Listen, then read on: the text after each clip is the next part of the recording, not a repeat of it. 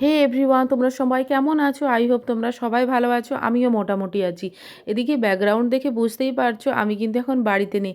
আমি এখন এসেছি আমাদের গ্রামের বাড়িতে। দেখতেই পাচ্ছো বাড়িটা তোমাদেরকে একটু জাস্ট ঘুরিয়ে দেখালাম। মোটামুটি খুবই ভালোও নয়, খুব খারাপও নয়, চলে যাবে মোটামুটি। কয়েকটা দিন ঘুরতে এসেছি, তাই তোমাদের সাথে ভিডিওগুলো শেয়ার করব, দেখতে থাকো। আর এদিকে দেখো বড়বাবু কিন্তু কাজে খুব হেল্প করে এখানে আসলে।